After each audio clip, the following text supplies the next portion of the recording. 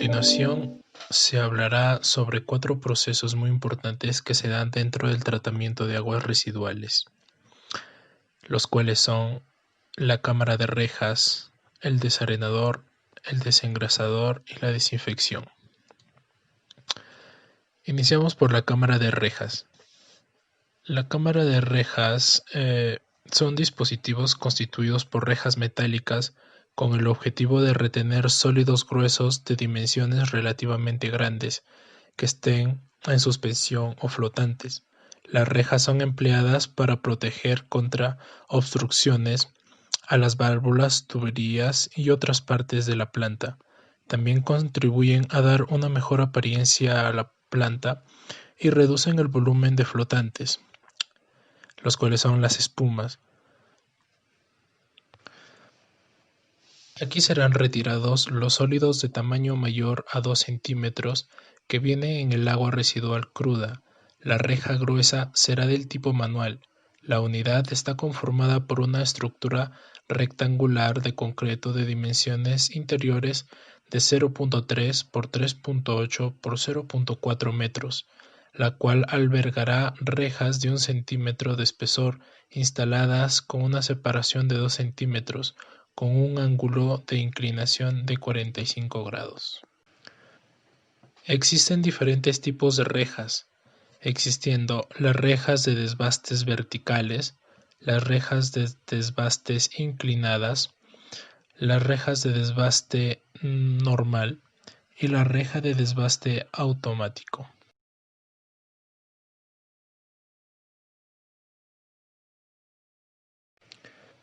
A continuación hablaremos sobre el desarenador.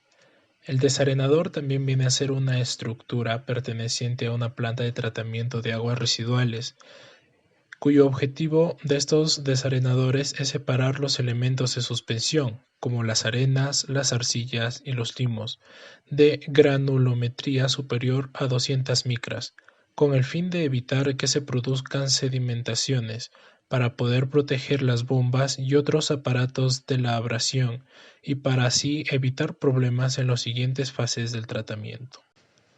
De acuerdo a la estructura de la planta de tratamiento, vamos a tener diferentes tipos de desarenadores que se van a aplicar. Tenemos los desarenadores de flujo horizontal. Son utilizados en instalaciones de pequeñas poblaciones y consisten en un ensanchamiento del canal del pretratamiento de forma que se reduzca la velocidad de flujo y decanten las partículas. Desarenadores de flujo vertical. Se diseñan mediante tanques que tienen una velocidad ascensional del agua, tal que permite la decantación de las arenas, pero no caen en las partículas orgánicas. También se tienen los desarenadores de flujo inducido.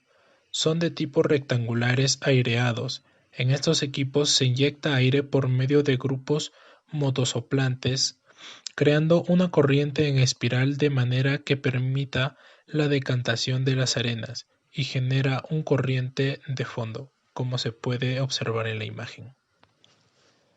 Finalmente, también tenemos el desarenador tipo vórtice, que se basan en la formación de un vórtice remolino inducido mecánicamente, que captura los sólidos en la tolva central de un tanque circular.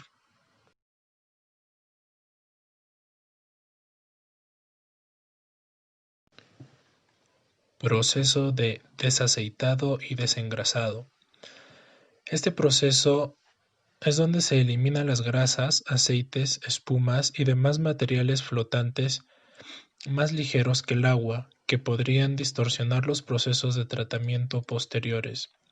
El desaceitado consiste en una separación líquido-líquido, mientras que el desengrase es una separación sólido-líquido. En ambos casos se eliminan mediante insuflación de aire para desemulsionar las grasas y mejorar la flotabilidad. También existe otro tipo de eliminación de grasas, la cual consiste en una trampa de grasas. ¿Cómo funciona? Como podemos apreciar en las siguientes imágenes, una trampa retiene por sedimentación los sólidos en suspensión y por flotación el material graso. La trampa de grasas tiene dos compartimentos, ambos separados por una rejilla encargada de no dejar pasar los sólidos. En el compartimento más grande, por donde llegan los líquidos con sólidos disueltos, la grasa se separa al ser más liviana que el agua. Por otro compartimento va a salir el agua, pero esta vez ya limpia. Finalmente, tenemos el proceso de desinfección. Este proceso consiste en la eliminación y la desactivación de microbios patógenos. Los desinfectantes utilizados predominantemente en la potabilización del agua son el cloro y sus derivados. Asimismo, también son usados en las plantas de tratamiento de aguas residuales. Existen diferentes formas de desinfección que se clasifican en dos: agentes físicos y agentes químicos. Como podemos observar en el cuadro, dentro de los agentes físicos tenemos el calor, los rayos ultravioleta y la radiación solar. Y dentro de los agentes químicos tenemos el ozono, el permanganato de potasio, el cobre y plata, los halógenos y dentro de estos también la cloración. Este proceso de desinfección pertenece al tratamiento terciario, que se realiza en la última fase de los tratamientos, como podemos observar en la siguiente imagen.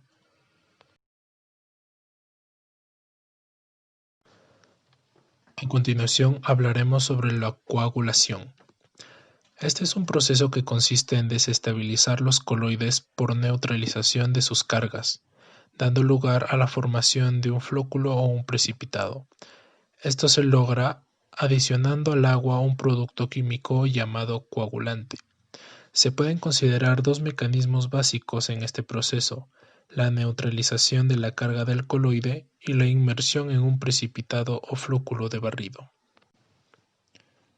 El electrolito, al solubilizarse en el agua, libera iones positivos con la suficiente densidad de carga para atraer a las partículas coloidales y neutralizar su carga, como podemos ver en la imagen. En este proceso tenemos tres factores que influyen. En este proceso tenemos tres importantes factores. El primero es el pH.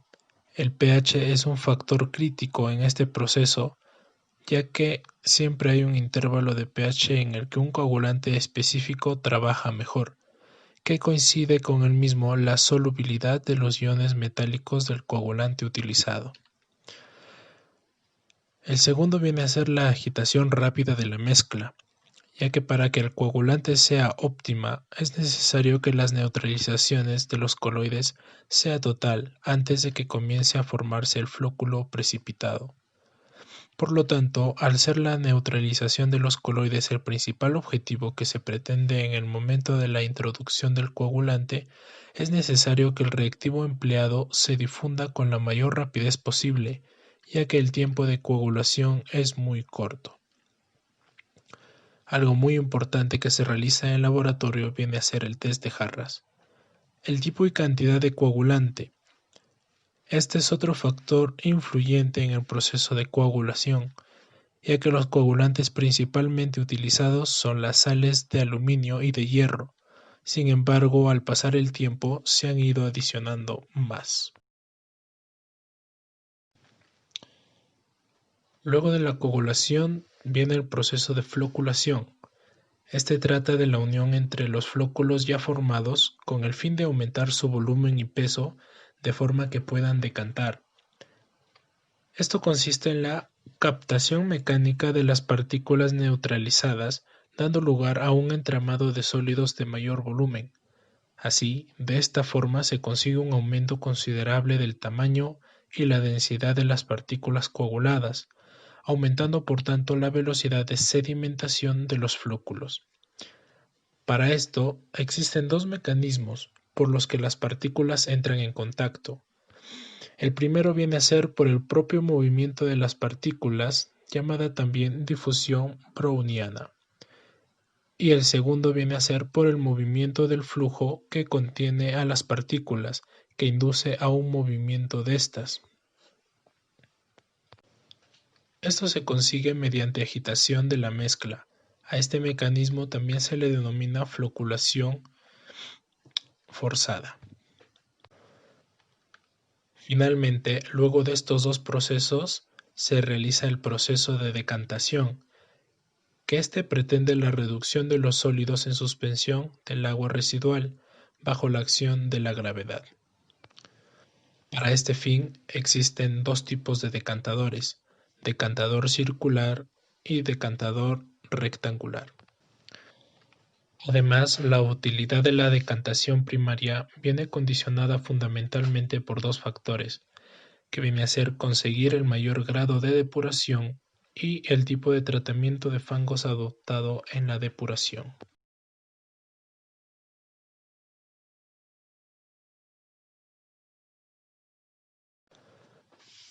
El tanque Imhoff.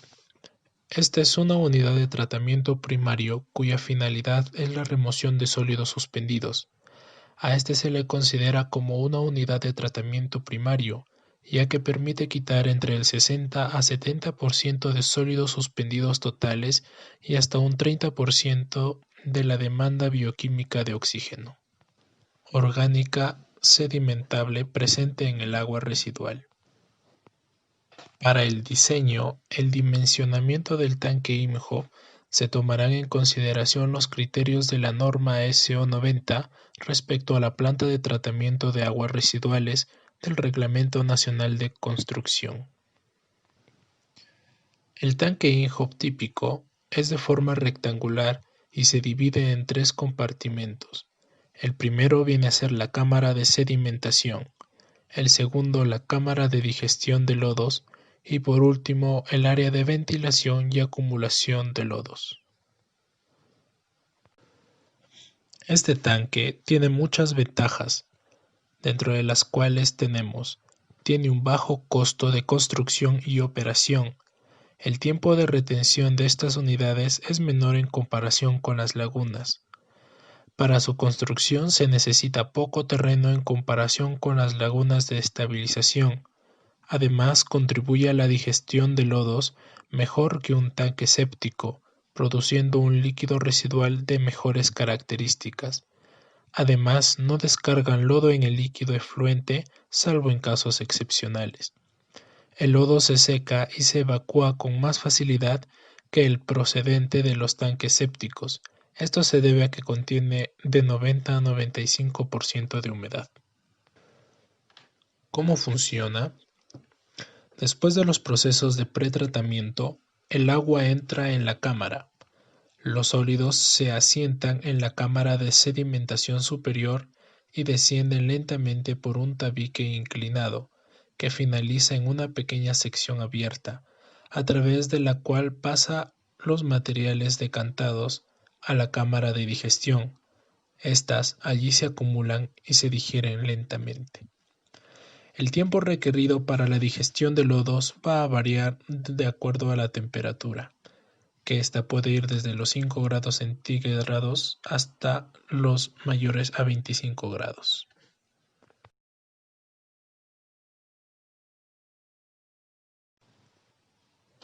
Lagunas de estabilización.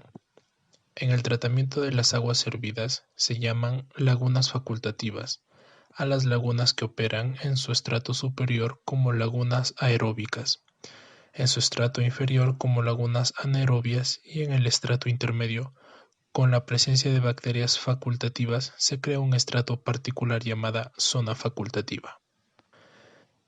Las lagunas de estabilización son lagunas artificiales construidas a poca profundidad y es un método más simple de tratamiento de aguas residuales. Como se mencionaba, teníamos las lagunas anaerobias. Estas son lagunas que tienen una profundidad promedio de 2.5 metros a 5 metros, donde la temperatura debe ser mayor a 15 grados, el periodo de retención viene a ser de 1 a 5 días y la eficiencia de remoción de DBO viene a ser de un 50%, además que posee una carga volumétrica entre 100 a 300 gramos de DBO por metro cúbico al día. Las lagunas aireadas. Estas también poseen entre 3 a 7 metros de profundidad. Tiene una eficiencia elevada mucho mayor a las anaerobias, que viene a ser de un 80 a 95%. Es de fácil control de la operación, no hay necesidad de limpieza de algas y el aporte de oxígeno no es un factor limitante. Por último tenemos las lagunas facultativas, la cual posee tres zonas muy bien definidas. La zona superficial, donde se encuentran las bacterias y algas. La zona del fondo, donde los sólidos se acumulan y fermentan.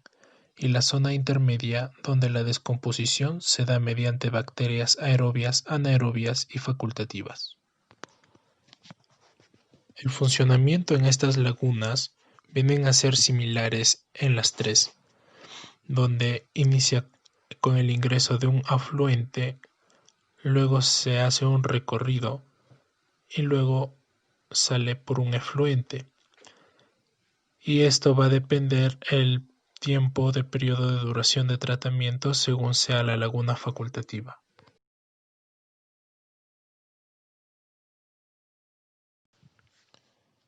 Zanjas de oxidación.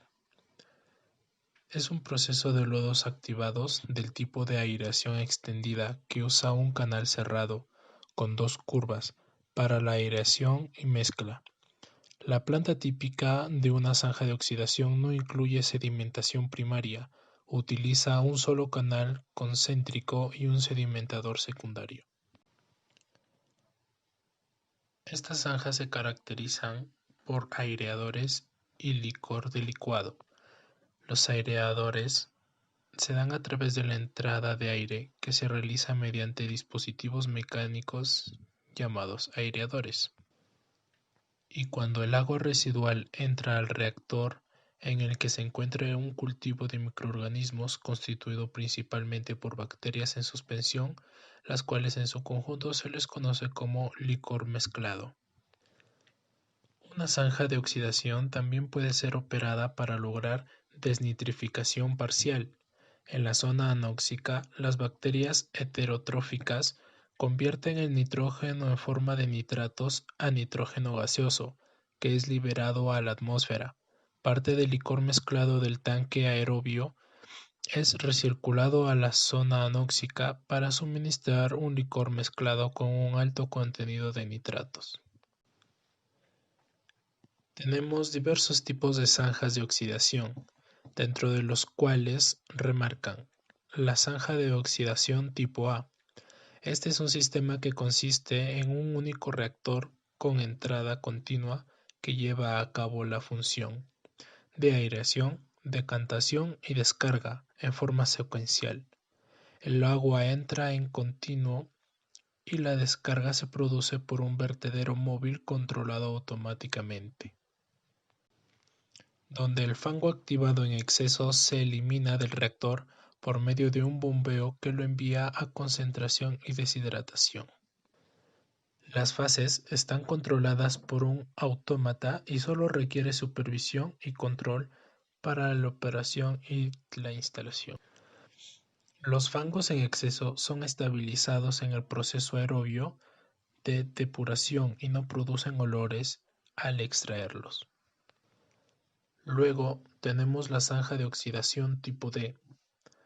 Esta, al igual que la tipo A, realiza la función de decantación en el propio canal, pero al tener dos canales, la operación es continua, alternándose los canales para trabajar en la fase de aireación y decantación secuencialmente.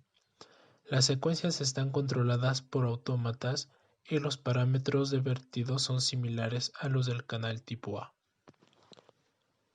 En la zanja de oxidación tipo T, la sección de fangos activados está integrada por tres tanques de aireación con decantación y aireación alternante en los dos tanques de extremo y aireación continua en el tanque del centro. Los tres tanques están intercomunicados hidráulicamente a través de un orificio en los muros divisorios y el flujo del agua es dirigido por medio de la arqueta de reparto de entrada y los vertederos de salida de cada tanque. Este sistema es especialmente ventajoso en depuradoras de una capacidad de 30.000 a 300.000 habitantes equivalentes. Por último, la zanja de oxidación tipo biodenipo tiene similar modo de operación al biodenitro, solo que se agrega un tanque anaerobio en la entrada de los canales para seleccionar los microorganismos capaces de retener alto contenido de fósforo y pudiendo de este modo obtener valores en la salida inferior a 1 miligramo por litro de fósforo total. La importancia de este proceso de las zanjas de oxidación es que es una tecnología de eficiencia demostrada para el tratamiento secundario de aguas residuales, que es aplicable a cualquier situación en donde sea apropiado el sistema de lodos activados. Las zanjas de oxidación pueden utilizarse en plantas que requieren nitrificación, porque los tanques pueden ser dimensionados usando un tiempo de retención de sólidos apropiado para que se produzca nitrificación a la temperatura mínima del licor mezclado. Esta tecnología es muy efectiva en instalaciones pequeñas, comunidades pequeñas e instituciones aisladas, porque requieren un área de terreno mayor que las plantas de tratamiento convencionales.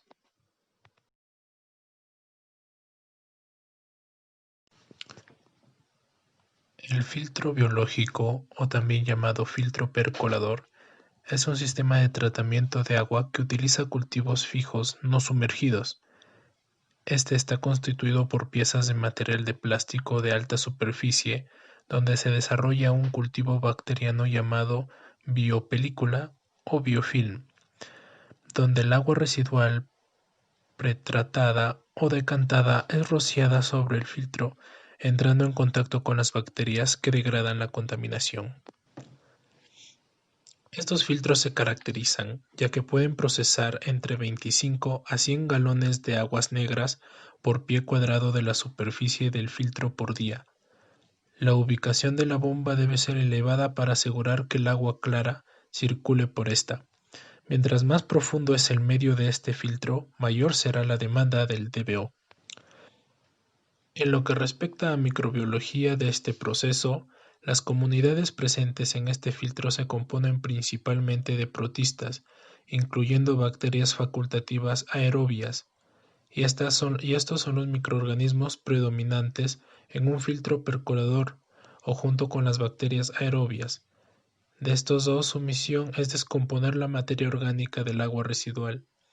Entre las especies asicadas al filtro percolador están las Acheromabacter, la Flobacterium, la Pseudomonas y Alcaligenas. El filtro percolador debe ser altamente permeable, por donde percole el agua residual con facilidad. Se usa generalmente grava de 2.5 a 10 centímetros de diámetro y entre 1 y 2.5 metros de profundidad. Estos filtros se clasifican según su capacidad de carga, correspondiente a baja carga, media carga, alta carga y muy alta carga. En muy alta carga, algunos lechos están diseñados para manejar cargas hidráulicas de más de 162 metros cúbicos por metros cúbicos al día. La mayoría de estos lechos se configuran como torres empacadas, o también llamado biotorres, con alturas de 12 metros. Y la baja carga se diseña para carga hidráulica de 1.1 a 4.3 metros cúbicos por metros cuadrados al día, y orgánica desde 0.08 hasta 0.4 kilogramos de DBO por metro cúbico al día. Las grandes ventajas de los filtros percoladores son los siguientes. Su funcionamiento es estable, la explotación sencilla, no requiere recirculación de lodos, la demanda energética es inferior a la de los procesos de fangos activos o cultivo en suspensión, la operación es sencilla y no se necesita energía para la aireación. Sin embargo, no garantiza el 100% de remoción en el efluente de DBO, ni tampoco el riesgo de producción de malos olores y mosquitos.